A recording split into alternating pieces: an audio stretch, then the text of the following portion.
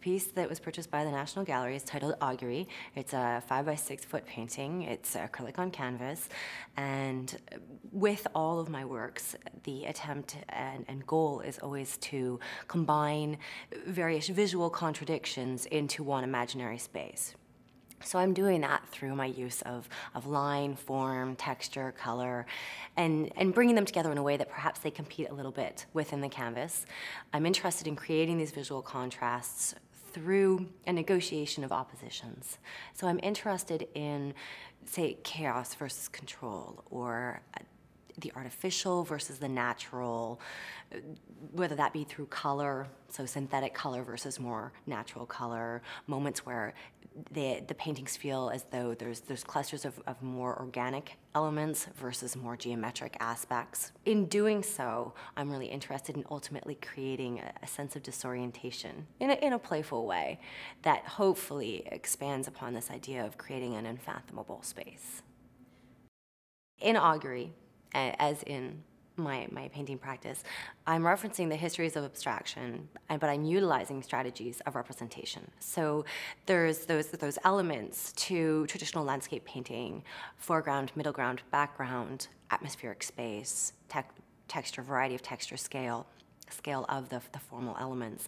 These things I'm playing around with, but I'm translating them through an abstract language. And I think that allows for some really dynamic opportunities to take place, where I also want to create a little bit of confusion through those things, where perhaps the background is shooting forward towards the surface of the painting, or depending on how I'm dealing with a shape, it could perhaps carry simultaneously flatness and depth. That's another opposition that I'm really interested in, this idea of deep space versus flatness, and having them coexist simultaneously within a work as well. The other thing that I think about a lot is points of entry, ways that the viewer will potentially decide to enter and navigate the piece. And what's been really enjoyable for me is getting feedback from people who have collected my work and live with it, and on any given day might start to unravel the work or navigate journey through the painting from a different point of entry. So depending on their mood, depending on maybe how long they have with the work, they might start at the bottom left-hand corner one day, but then the next day they might decide to enter in and have that visual experience starting from the top right-hand corner. So I enjoy that there are those moments. I think of them a bit as anchors almost. There is that aspect where one might feel as though a certain mark or a certain gesture is reminiscent of the edge of a wave, or a ripple in water, perhaps something that's very reminiscent of the veins of a leaf. But the thing with abstraction is that, given all the other elements and all that are happening around these moments, then they always get recontextualized into abstraction. So the paintings are always abstract first and foremost, and they'll always withhold from that potential representational reading. And I think that that's playful as well. And I think that viewers, the feedback I've gotten is that viewers enjoy those moments. But what I do is start a painting with a color that I maybe have not used predominantly, or perhaps a color that isn't really speaking to me on that given day.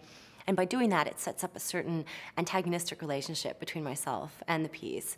And I do approach abstract painting in a way that one could consider quite traditional, in the sense that I'm always responding to the previous mark.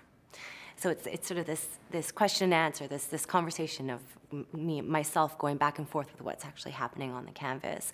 And from there, because I can't respond to these colors the way I've responded to different colors in the past, it forces me to engage with a level of inventiveness that ultimately, I believe, helps with the overall dynamism and perhaps the energy that gets captured in the final piece.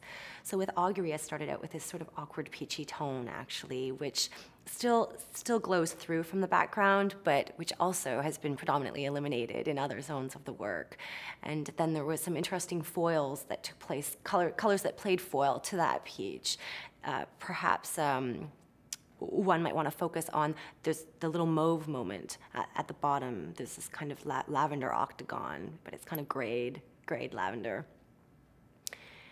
That almost could play as a potential anchor before you get swept up into these rusty, more gestural, deepened red tones that sort of flow throughout the left bottom corner of the work.